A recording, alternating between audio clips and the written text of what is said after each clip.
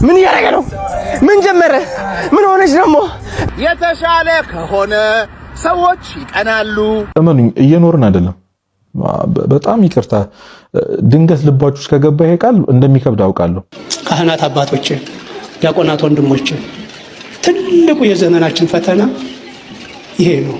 የምንናገረውን መኖር አቃተን። ፓርላማው 70% ኦርቶዶክስ አይደለም። የፌዴሬሽን ምክር ቤት 80% ኦርቶዶክስ አይደለም። መከላከያው የላኛው መሪ 90% ኦርቶዶክስ አይደለም። ሰላምታዬ ይድረሳችሁ ውድ ቤተሰቦቼ፣ እንደምናላችሁ እንደምስኪ ሳደረሳችሁ እንኳን ወደ ቻናሌ በሰላም መጣችሁ። ውድ ቤተሰቦቼ በዛሬው ቆይታችን እንደተለመደው በአዳዲስ መረጃ በአዳዲስ ቪዲዮ ተገናኝተናል።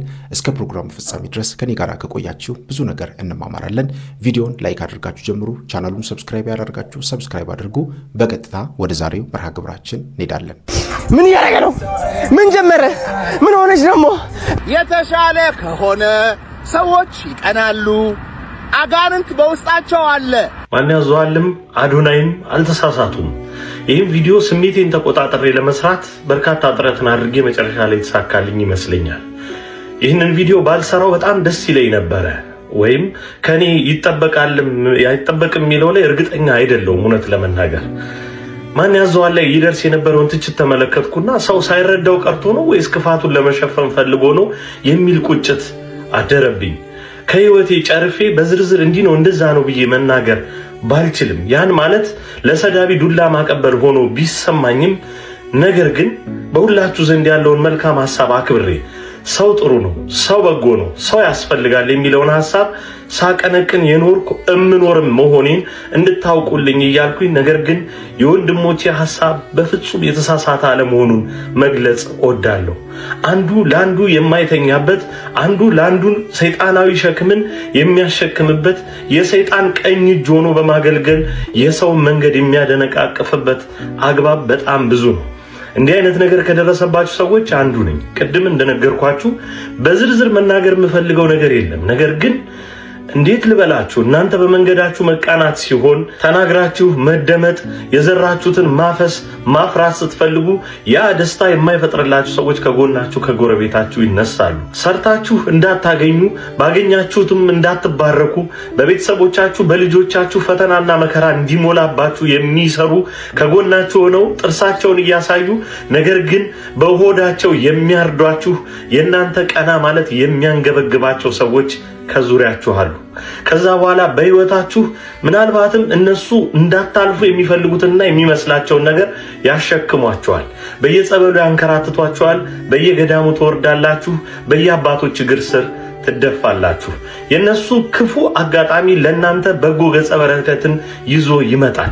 መንፈሳዊ ኃይልንም ያላብሳል። ምክንያቱም እግዚአብሔር ደግ ስለሆነ እነሱ ባሳመሟችሁ ህመም በሆዳችሁ ያንን ችላችሁ በቅድስናው ስፍራ መገኘት በራሱ ባትድኑ እንኳን ትልቅ ድል ነው። እኔ አንድ የመጨረሻ ነገር እዚህ ላይ ላስቀምጥ። የትኛውም አይነት ፍላጻ ቢወረወር፣ የትኛውም ክፋትና በጎ ያልሆነ ነገር ከጎናችን ቢሰነዘር እግዚአብሔር ታማኝ ነው። ቤቱን አለመልቀቅ፣ ክብርንም ዝቅ አለማድረግ የኛ የሁላችንም ገንዘብ እንዲሆን አደራችሁን እላለሁ። በተለይ ደግሞ በሃይማኖት ውስጥ እንዲህ ያለ ክፉ ነገርን የሚያደርጉ የሚተበትቡ ሰዎች ሲገጥሟችሁ በፍጹም ሃይማኖታችሁን አትጠራጠሩ። ሃይማኖታችን ንጽሕት ናት። ክፉ አድራጊ ሰው ነው። ለክፎች የምንተዋት ቤት ልትኖረን አይገባም። በዛ ስራቸው እነሱ ይፈሩ፣ እኛ ግን ቀና ብለን በሃይማኖት እንጓዝ መልእክቴ ነው። እመኑኝ እየኖርን አይደለም። በጣም ይቅርታ ድንገት ልባችሁ ከገባ ይሄ ቃል እንደሚከብድ አውቃለሁ። ምናልባት ደግሞ ላይገባችሁ ይችላል። ግን ከገባችሁ እየኖራችሁ አይደለም፣ እየኖርክ አይደለም፣ እየኖርኩኝ አይደለም። ይሄ አይደለም ህይወት። ይሄንን ቪዲዮ ስትሰሙ ስንት ዓመት ነው? ይሄን ቪዲዮ ስትሰሚው ስንት ዓመትሽ ነው? እኔ ስሰማው ስንት ዓመት? እስካሁን ካውንት ካልተደረገ አስቡት እንዴት ዋጋ ቢስ እንደምነው። ማለት አልተቆጠረም። ስጋና ደሙን ያልተቀበልክበት፣ ንስሐ ያልገባህበት፣ ከእግዚአብሔር አምላክነት ጸጋነት ያልተሳተፍክበት፣ በጸጋ ያልተሳተፍክበት፣ ለመንግስተ ሰማያት የሚያበቃህን ነገር በጎተራ ካልሰበሰብክበት እስከዛሬ የኖርከው ህይወት አልኖርከውም። በጣም የሚያስደነግጥ ነገር እኮ ይሄ አይደለም ህይወት። አይገርም? ማለት እስካሁን መኖር አልጀመርንም። እና መኖር የጀመሩ ሰዎችን ብትጠይቋቸው ይነግሯቸዋል። ለካ ህይወት ይሄ አይደለም። የሚገባ ስጋው ደግሞ ከተቀበልክ በኋላ ያለው ስሜት በትክክል እግዚአብሔር ለመምሰል መጣር ያለበት ህይወት ውስጥ ስትገባ የሚገባ። ክርስቲያን ለመሆን መጣር ስትጀምር ነው ህይወት ምን እንደሆነ የሚገባ። እና ግራ ባንገባ ነበር የሚገርመው እውነት ለመናገር ባይሰለቸን ባናለቅስ ነገሮች ቶሎ ባያስቀይም ነበር ግራ የሚገባ እውነት። ከዚህ በላይ ምን ይሆን እንግዲህ? ከዚህ በላይ እንዴት እንናገር? አሁን እየኖርነው ያለው ህይወት አይደለም። ግን እግዚአብሔር ወይ ደግሞ ሞት እስከዛሬ አልኖርም ብሎ ከመምጣት ወደ ኋላ እንደማይል ግን ወቁ። ስለዚህ ዓለምን ሁሉ ብታተርፍ አይደለም በጣም የምትፈልገውን ስራ ብትይዝ፣ አሁን የምትመኘውን መኪና ብትገዛ፣ በጣም የምትመኘውን የአርቲስት ህይወት ብትኖሪ ነፍስን ካጎደልኩ ግን ምንም አይጠቅመን። ነገር ሁሉ በዜሮ ይባዛል። የማይጠቅመን ነገር ላይ ነው ጊዜያችን ኢንቨስት እያደረግን ያለው። ምንም የማይረባ ነገር ላይክ አብሮን ከሞት በኋላ ወደማይሻገር የአብዛኞቻችን አኗኗር እኮ መቼ እንደሚሞት እንደማያቅሰው አይደለም የሚኖረው። እንግዲህ በጣም ብዙ ቦታ ተናግሬያለሁ። ሁላችንም ያን ጊዜ ትምህርት ቤት ስንማር ትዝ የሚላችሁ ከሆነ አንድ አስተማሪ ኪውዝ አለ ምናምን ይባላል እና ኪውዝ አለ ሲባል በጣም እንደነግጠው እኮ ፈተና መኖሩ አይደለም ወይም ደግሞ ፈተና መሆኑ አይደለም ያስደነግጣል። ፈተናው መቼ እንደሆነ ነው አለማወቃችን። ስለዚህ ኪውዝ አለ ብሎ ነገ ሊፈትን ይችላል፣ ከነገ ወዲያም ሊፈትን ይችላል። ሶ መዘጋጃ ጊዜ አለን ብለን እንዳንዘናጋ ፈተናው መቼ እንደሆነ አናውቅም። ሞትም እኮ መቼ እንደሆነ አናውቅም። እና ግን ያን ያለን ፍርሃት እንኳን አይገርማችሁ? ያን ያለን ፍርሃት እንኳን አሁን የለን። እንደሚሞት ሰው አይደለም የምንኖረው ለዘላለም። አንዳንዶቻችን ጭራሽ አጀንዳችንን ሳባርገን የዛሬ 5 ዓመት እንደዚህ ሰው መሆን ፈልጋለሁ፣ የዛሬ 10 ዓመት። ማን ነው ቃል የገባላችሁ? እውነት ማን ይነገረን? ምን አይነት ተስፋን ይሰጡን? ማን ነው መኖር አለ ያለው? በዚህ ምድር እስከ ዘላለም ትኖራላችሁ ያላችሁ ማን ነው? ከዛ ያላችሁ ሉቃስ ወንጌል ላይ የተጻፈው የባለጸጋውና የአልዓዛር ታሪክ ያን ጊዜ እኮ በላይ ተገናኝተው ነበር። ከሞት በኋላ ባለው ህይወት ተገናኝተው ነበር እና አልዓዛርን የውሃ ጠብታ በእጁ ነክሮ መጥቶ ያሳርፈኝ ሲለው በመሃላችሁ ትልቅ ጉድጓድ አለ ያንን ማለፍ አይችልም ሲለው ከዛ በኋላ ለምኑን ታውቃላችሁ? 5 ወንድሞች አሉኝ በምድር እና ሄጄ ልንገራቸው አለው። ሄዶ ይንገራቸው። እኔ እንኳን ባልሄድ አልዓዛር ሄዶ ይንገራቸው። ያንን ማድረግ አይችልም። ምናልባት አንድ ቀን ከሞት በኋላ ያለውን ህይወት አይቶ የመጣ ሰው ወይ የሞተ ሰው መጥቶ ካልነገረም በስተቀር አናምንም ማለት ነው። ፊት ለፊታችን ብዙ የሚሞቱ ወጣቶች እያየን ነው። በጣም ብዙ የሚያልቁ ሰዎች እያየን ሞት በራችን እያንኳኳ ነው። ግን እኛ ምንም ይብሰለናል። አሁንም ዓለምን ሁሉ ለማትረፍ እየጣርን ነው። ሰው ዓለምን ሁሉ ቢያተርፍ ነፍሱን ግን ቢያጎድል ምን ይጠቅመዋል? ምን ይረባናል? ሰው እግዚአብሔርን ካጣ፣ ሰው መንግስተ ሰማያትን ካጣ፣ ሰው ለዘላለም ስቃይን ከመረጠ ምን ያደርጋል? ታዲያ የዚህ ሁሉ ነገር መንስኤው ምንድነው? ማለት ሰው ለምንድን ነው ታዲያ ይሄ እየጠፋብን ያለው? ትክክለኛ ምክንያቶቹ ምንድናቸው? የመጀመሪያው ቅድም እንዳልኳችሁ ከእግዚአብሔር መራቃችን። በነገራችን ላይ ህይወታችን ላይ ሀፕን እያደረጉ ያሉ መጥፎ ነገሮች ሁሉ ምክንያታቸው ከእግዚአብሔር መራቃችን። በእርግጥ ይሄ በስጋ የሚደርስብን መከራ ምናምን አይደለም እላችሁ፣ ሰላም ማጣታችን፣ ከሰው መጋጨታችን፣ ይህ ሁሉ ግራ መጋባት ውስጥ የገባ ነው ትልቁን እግዚአብሔር ስላልያዘን ነው። በጣም እኮ ትዕቢተኞች ነን እኮ። ሰው እንዴት ነው ያለ እግዚአብሔር መኖር ተለማምዶ የሚኖር? እንዴት ነው ያለ እግዚአብሔር መዋል ማያስፈራ? ያለ እግዚአብሔር ማደር አያስፈራ? ማለት እዚህ ምድር ላይ ብቸኛው እኮ ልንጠጋው የምንችለው ኃያል ነገር እግዚአብሔር። እንዴ ጡጫ እንደማያኖር ታውቃለህ። ገንዘባችን ስራችን እንደማይኖረን አይተናል እኮ። ስራ አለን፣ ጠዋት ወተን ማታ እንገባለን፣ ግን ይርበናል፣ ግን ዘይት ያልቃል፣ ግን የቤት ኪራይ ያስጨንቀናል። what's the point? ይህ ሁሉ ለፍተን 10 ምናምን ዓመት ተምረን ስራ ይዘን አሁንም እየተጨነቅን፣ አሁንም ደስተኛ አይደለም። አገባን ምናምን ወለድን፣ ግን አሁንም ይኸው እና እንዴት ማለት እናውቀዋለን እኮ እግዚአብሔር ጋር መቅረብ እንዳለብን እናውቀዋለን፣ ግን አሁንም እንዘፍናለን፣ አሁንም እንጨፍራለን፣ አሁንም ኃጢአት እንሰራለን። ከዛ አሁንም ኖርማል ነው። ትንሽ ደንገጣን፣ አጠገባችን የሆነ ሰው ይሞታል፣ እናስቀብራለን፣ እናለቅሳለን። ወይኔ ሞት የሚባል ነገር አለ መዘጋጀት አለብኝ። ከዛ በሁለተኛው ቀን ረስተነው እንኖራለን፣ ነው ህይወት ይቀጥላል። እና ሰው እንዴት ነው ከእግዚአብሔር ርቆ ኮምፎርታብል የሚሆነው? እንዴት ነው? ተመችቷችሁ ነው? ተመችቶኝ ነው? ምንድነው እያደረግን ያለነው በህይወታችን? እና ትልቁ ምክንያት ይሄ ነው። በነገራችን ላይ ካህናት አባቶች፣ ዲያቆናት ወንድሞች፣ ትልቁ የዘመናችን ፈተና ይሄ ነው። የምንናገረውን መኖር አቃተን።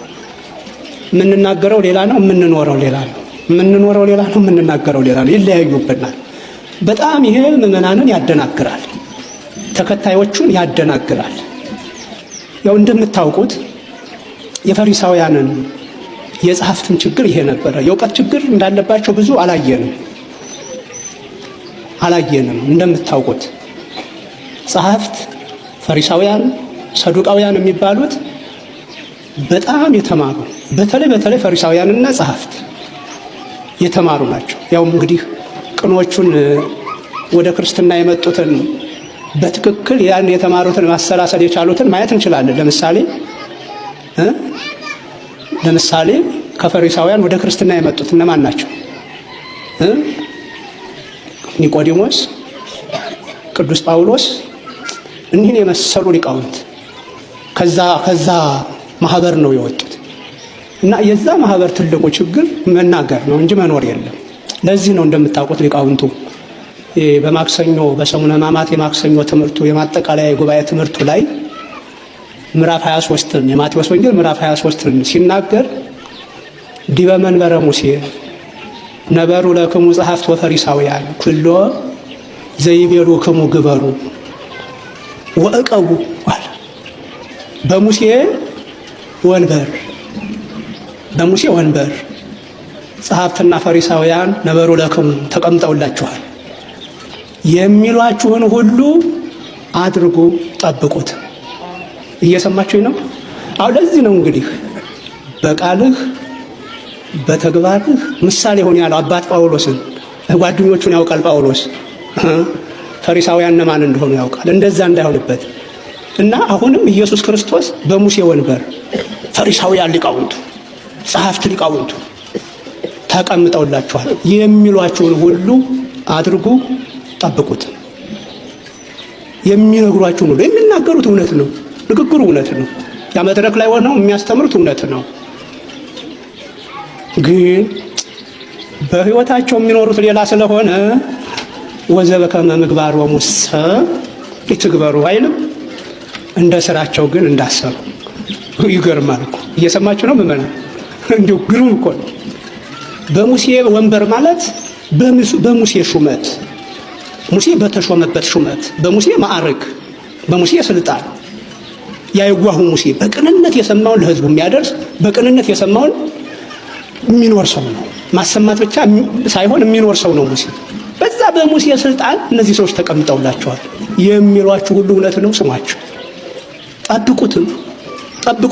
እንደ ስራቸው ግን እንዲሁ ይገርማል እኮ እንዳሰሩ።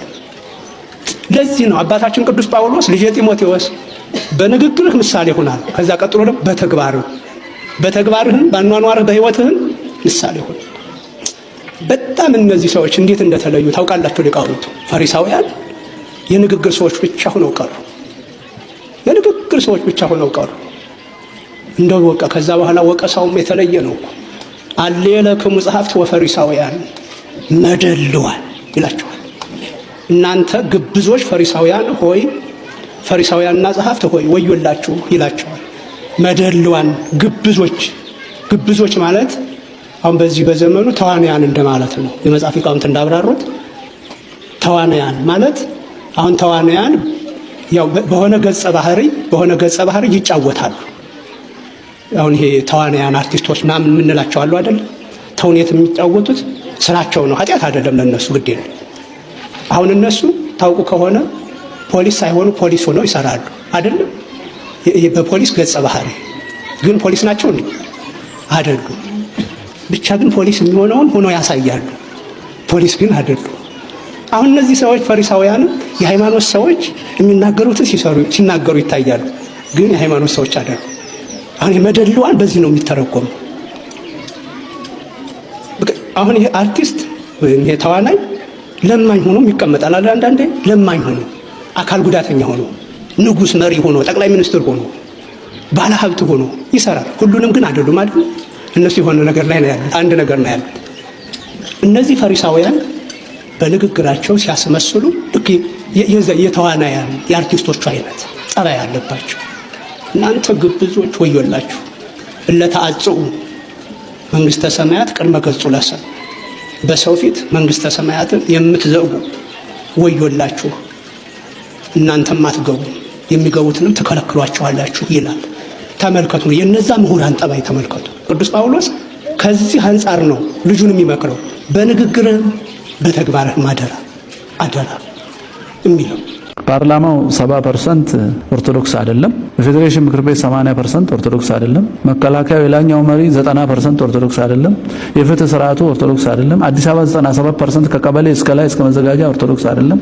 86% ነን ግን እኛ እዚህ ከተማ ውስጥ አጋጣሚ ይመስለናል አይደል? ተጠንቶ የሚሰራ ነው። ኦርቶዶክስን የማዳከም ከኢኮኖሚ የማውጣት ሀገር የማሳጣት ከሁሉም ቦታ እያፈናቀሉ ወደ አንድ ቦታ የመሰብሰብ አይታችኋልና አንዳርጋቸው ጽጌ የተቀበሉትን መከራ ለኢትዮጵያ ብለው ግን እንዳንዳርጋቸው ኢትዮጵያን ኦርቶዶክስ ተዋህዶ ቤተክርስቲያን የሚጠላ በምድር ላይ የለም። በምድር ላይ አላየውም። መጽሐፍ እስከ መጽሐፍ የደረሰ መጽሐፉን ታውቁታላችሁ አይደለም?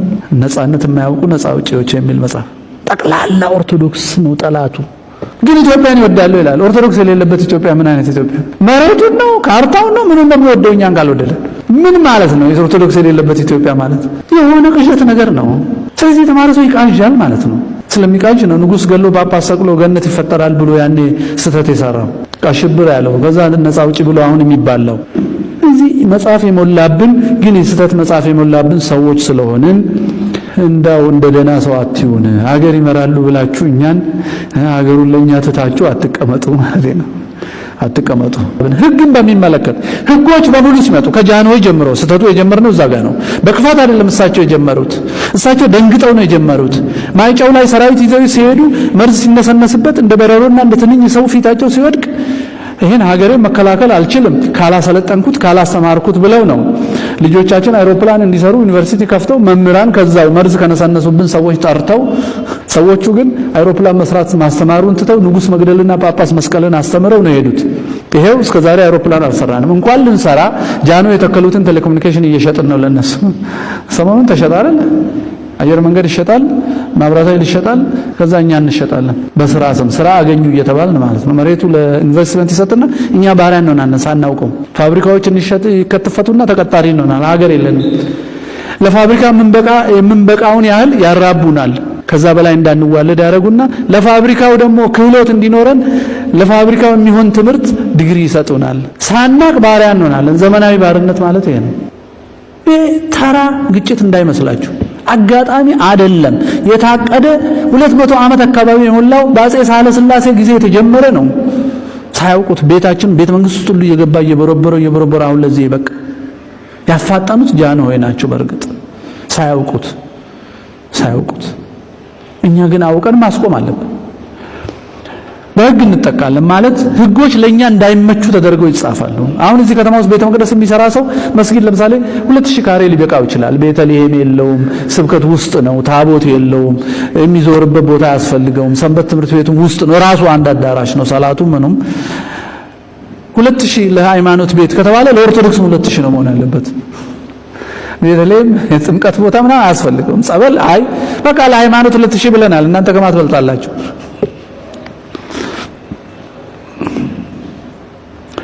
ስለዚህ በህግም በታሪክም ታሪካችን በዩኒቨርሲቲ እንዳይሰጥ ቤተክርስቲያን የሰበሰበችው የብራና የአባቶች ታሪክ እንዳይነገር ሳይንሳዊ አይደለም ተብሎ ጠላቶቻችን በጻፉት መንገድ ብቻ ልጆች እንዲማሩት በታሪክ እንጠቃለን።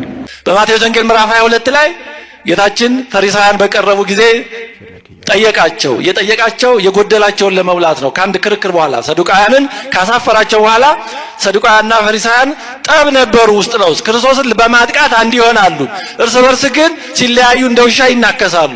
እና ሰዱቃውያን አሳፍሯቸው ስለነበር በዚህ ደስ ብሏቸው ፈሪሳውያን ወደሱ ቀረቡ። ጌታችን አንድ ጥያቄ ጠየቃቸው። ስለ ክርስቶስ ምን ይመስላችኋል? ወልደ መኑ ውእቱ፣ የማን ልጅ ነው ክርስቶስ መሲሁ አላቸው። መሰረታዊ ጥያቄ ነው። ድነት የተቋጠረው በዚህ ጥያቄ ላይ ነው። መሲሁ ማን ነው? በዚህ ጊዜ ምን ብለው መለሱ? ወልደ ዳዊት ውእቱ፣ መሲሁ የዳዊት ልጅ ነው አሉት። አሁን የመልሳቸው እውነት ነው ሐሰት ነው ወይስ ግማሽ እውነት ነው? አዎ ግማሽ እውነት ነው፣ ጎደሎ ነው። ምክንያቱም ክርስቶስ የዳዊት ልጅ ብቻ አይደለም። ትልቁም ጉዳይ ያለው ከዛ በኋላ ባለው ነው። የዳዊት ልጅማ ሰለሞን፣ አዶንያስ ሞልተዋል፣ ብዙ ነበሩ። የዳዊት ልጅማ የሥጋ ልጅማ መች ጠፋ? ትልቁ ምስጢር ያለው ከዛ ባሻገር ያለው ላይ ነው።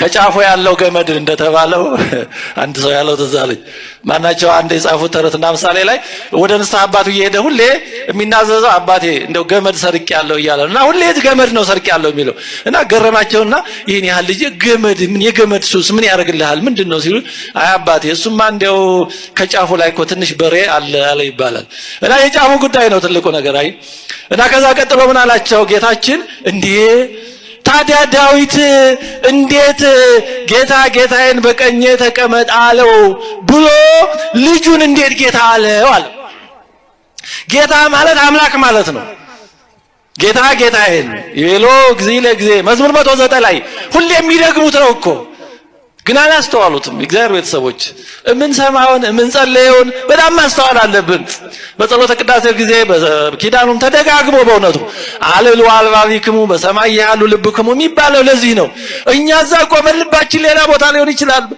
ብዙ አመት ቤተክርስቲያን ኖረን ግን አንድም ቀን እንዳልኖረ ልንሆን እንችላለን በተመላለሰ በዘመን ብዛት አይደለም አሁን መመላለስ ጥሩ ነው ምንም ጥያቄ የለውም ግን ደግሞ እንድንጠቀም መሆን አለብን አሁን ፈሪሳውያን ይደግሙታል ያን እኮ ዛሬም ቢሆን ኢየሩሳሌም ሄዳችሁ ያያችሁ ካላችሁ ይሄ ረበናቱ መምህር ነኝ የሚሉት ፈሪሳውያኑ ራሳቸው ላይ የሆነ ኮፍያ አድርገው እንዲህ ያሉ በዕብራይስጥ ይሉታል ቤሎ እግዚእ ለእግዚእ የሚለውን ይደግሙታል ግን አላወቁትም አይድረስ ነው እያነበቡ በእውነት ማዕድ አጠገብ ተቀምጦ መራብ አይድረስ ነው ማስተዋል ከሌለ ይሄ ይደርሳል በቤቱ ሆኖ የሚደርስ ጥፋት በጣም ከባድ ነው ያ የጠፋው ድሪም የጠፋው ቤት ውስጥ ነው ውጭ አይደለም ቤት ውስጥ ሆኖ ጠፋ እና እኛም ቤት ውስጥ ሆነን ልንጠፋ እንችላለን እንደውም ከባድ ነው ያልጠፋው ልጅ ስለመመለሱ አልተነገረም እንደውም የጠፉት ሁሉ ተገኝተዋል ያልጠፋው ልጅ ግን አባቱ ጋር እየኖረ አባቱ ጋር መኖር ምን ማለት እንደሆነ ስላልገባው በቃ ስለመመለሱም አልተነገረም በእውነቱ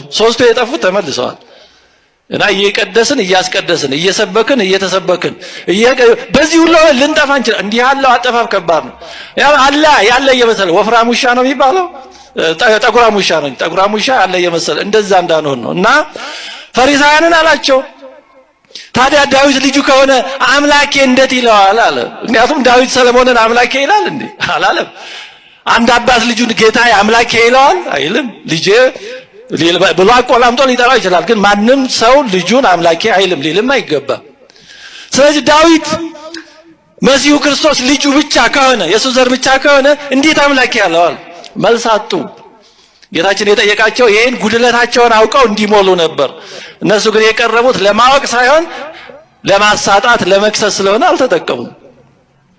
አልተጠቀሙም እግዚአብሔር በእውነቱ እየሰማን እየደገምን እየጸለይን እያስቀደስን እየቀደስን ካለመጠቀም ከመጎዳት ይሰውረን መድኃኒዓለም እንዴት ዋላችሁ እመቤታችን መድኃኒዓለም ለእህታችን ያደረጉት ታምር አለ ከራሷ አንደበት እንስማ ምን ነበር የተደረገልሽ ምን ነበር ይሆንሽው የተደረገልኝ ታምር ልክ ጤና ጣቢያ ለወሊድ ሄድኩኝ ነፍሰ ጡር ሆነሽ እርጉዞኝ ከዛ 3 ቀን አከል እዛው ጤና ጣቢያ ላይ ቆየሁኝ የወገብ ምጥ ነው ምናምን ብለውኝ ያን ምጥ ያማጥኩኝ 3 ቀን ላይ ልክ ሽርት ውሃ ደግሞ ሮብ ጧት ሐሙስ ኪዳነ ምሕረት ልትሆን ሮብ ጧት ላይ 2 ሰዓት ላይ ሽርት ውሃ ፈሰሰኝ ከዛ ከፈሰሰኝ በኋላ አይ በቃ እዚህ መውለዳችን ወደ ሌላ ቦታ ሪፈር እንጻፍልሽ ምናምን አሉኝ እሺ ብዬ ወደ ሌላ ቦታ ሪፈር አምቡላንስ መጣ በአምቡላንስ ወደ ሌላ ቦታ ይዞኝ ሄደ ከዛ ልክ ይዞኝ ሄዶ ቀን ሙሉ በቃ ዶክተሮቹ ክትትል እያደረጉልኝ በቃ ከኔ ጋር ዋሉ ከዛ 5 ሰዓት ተኩል ላይ ይመስለኛል ከሌሊቱ አሁን ልጅሽ አርፏል ሞታለችና በሰርጀሪ አንቺን የማዳን ስራ ነው መስራት ያለብን ምናምን ሆድሽ ውስጥ እንዳለ ነው ሞቷል ያሉሽ ከዛ እሺ በቃ ምናምን ብዬ እህቴም ታላቅ እህቴ ነበረች ነይ ፈርሚ ያልኳት ምንም ነገር ሳላት ፈርሚ እኔም ፈርማለሁ አንቺም ፈርሚ እሺ ከኛ ቤተሰብ እንድትወጣ ማለት ነው ሰርጀሪ ተደርጋ እንድትወጣ ፈርሚ ምናምን አልኳት ፈረመች ለሰርጀሪ የሚያስፈልገውን ዕቃ ሁሉ ተገዛዛ ዶክተሮቹም ሁሉ መጡ በየዙሪያዬ ከበውኝ ከዛ በቃ በየሁሉም ሰውነቴ ላይ መሳሪያዎችን ገጠሙ ልጅቷን ለኦፕራሲዮን ምንም ልደረግ እሷም ሬሳዋን ሊያወጡ ዝግጁ ሆኑ እንደ ኪዳነ ምሕረት አልኳት መቼም በለተቀንሽ ጋቢ አቅፌ ቤት ያልገባም እባክሽን እኔኑ እዚሁ ግደኝ አልኳት በቃ ልጄም አርፋለች ተብያለሁ እና እዚሁ ጨርሽኝና ሬሳዬን ይዘው ይውጡ አላየም ደግሞ ልጄን በስነ ስርዓት ጋብዤ መጥቻለሁ። በልጄ ነው የምፈልገው ልጅ አቅፌ ቤቴን እንድገባ ነው እንጂ ባዶ ጋቢ አቅፌ አልገባም አልኳት። በለተ ዋዜማሽ ይሄን ስሪ እኔ ነጋ አልነጋ ማለት በሌሊቱ ልጄን ይዤ እወጣለሁ አልኳት። እና አርሴማን በየወሩ ደግሞ አስባታለሁ። አርሴምዬ እባክሽን የምንጎዘጉዝልሽ ሻማ የማነጥፍልሽ ቀጤማ የውሸት አይደለም እውነትን የያዘ ነው። አንቺ ደግሞ ስራሽን ስሪ። እኔ ይሄን ብዬሻለሁ ካሁን በኋላ ንግግር የለኝም ብዬ ከአርሴማ ጋርም ዘጋሁኝ። ከኪዳነ ምሕረት ጋር ያለኝን ነገር እንትን አልኩኝና ዶክተር አልኩት አቤት ማህፀኔ ላይ ግን የሆነ ነገር ስሜት ይሰማኛል አልኩት። አይ ምንም ስሜት አይሰማሽም የቅድሙ ጧት ሲያረግሽ የነበረ ነው እንጂ ልጅሽ እኮ ሞቷል ከአንድ 2-3 አይተንሻል አሉኝ። እሺ በቃ አልኩኝና መልሶ ምን እንደነካ አላቅም ዶክተሮች እነዛ ነርሶች በተሰበሰቡበት ማደንዘዣ ተጠቅሞ ወቅቶኛል። ግን እኔ ላይ ያ ማደንዘዣ አልሰራም ለረጅም ሰዓት። ከዛ መጣና ብቻ ማህፀኔን ቼክ ሲያደርገው የህፃኗ ጭንቅላት መጥቷል። ከዛ ወደ ኮኦፕራሲዮን አልጋ ወደ ማዋለጃ አልጋ አረገኝና ትንሽ ሰዓት ጠብቂን ዝግጁ እንሆን አለኝ። ያንን ነቃቀለኝና አሁንማ አልኩት እኔ አልጠብቅህም ይሄው ነው እንፈልገውን ብቻ ይችናት ብዬው የሆነ ሳይ እንደዚህ ከአንገቴ ቀና ብዬ ሳይ መቀበያ አለ። ያቺ መቀበያ አለ ልጅን ወለድኳት። ኦፕራሲዮንም አልተደረኩም ምንም ነገር አልሆንኩም። በሰላም ይኸው 3 ዓመት ከ2 ወር አስቆጥራለች ልጄ። እስቲ አውርጃት እንደሆነያት እንደው እጹብ ድንቅ ነው አይደለ? ከአንድም 3ቴ በማህፀን ውስጥ ሞታለች የለችም ትውጣ የተባለችው ልጅ ኪዳነ ምሕረት እንደው ባክሽ ትልቅ እምነት እኮ ነው። ወልዳለሁ አቀፌ ወደ ቤቴ እገባለሁ ብዬ ነው ጋብዤ የመጣሁት። እንደው ሬሳት ይቼ ሳይሆን ልጅ አቀፌ እንድሄድ አድርጊኝ ብዬ ለመንኳት አለች። ልመናን ሰማች። እቺን የመሰለች ልጅ ሰጠቻት። መብራንን አመስግኑላት። ዛሬ ባክሽ ስምሽ ማን ነው? ስምሽ ማን ነው? ቃል ኪዳን። እውነትም ቃል ኪዳን የእመቤታችን የቃል ኪዳን ልጅ ናት። እቺን የመሰለች ልጅ እንግዲህ እመቤታችን ሰጣታለች። ዶክተሩ ደግሞ ሞታለች ብለው ነበረ። አንዳንድ ጊዜ እምነትና ጸሎት ድንቅ ታምራት ያደርጋል። ችኮላ ደግሞ ብዙ ነገር ያሳጣል። እምነት ስላላት በእመቤታችን ስለታመነች በዕለተ ቀኗ ኪዳነ ምሕረት በእውነት ሞተች የተባለችው ልጅ ከሞት አስነስታን የሰጠቻት አይደል? ሐኪሞችም ከአንዴ 3 ጊዜ አረጋግጠዋል ትውጣ ብለዋል። ግን እመቤታችን ይሄው እንኪ ብላት ሞታለች የተባለችውን እንግዲህ በልጇ ቃል ኪዳን ነፍስ አዘርታ ሰጣታለች። እግዚአብሔር ይመስገን። ኪዳነ ምሕረት ልጅሽን ታሳድግልሽ፣ ለቁም ነገር ታብቃለሽ። ኪዳነ ምሕረትን እልል ብላችሁ አመስግኑላት።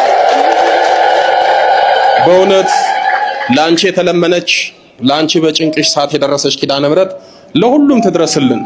እግዚአብሔር ይመስገን። ውድ ቤተሰቦቼ በዛሬው ቆይታችን በዛሬው ትምህርቶቻችን እንግዲህ ይህንንና መሰል ጉዳዮችን ለመዳሰስ ለማየት ሞክረናል። በቀጣይ በሌላ በአዲስ ቪዲዮ እስከምንገናኝ ድረስ የቅዱሳን አምላክ ከሁላችን ጋር ይሁን።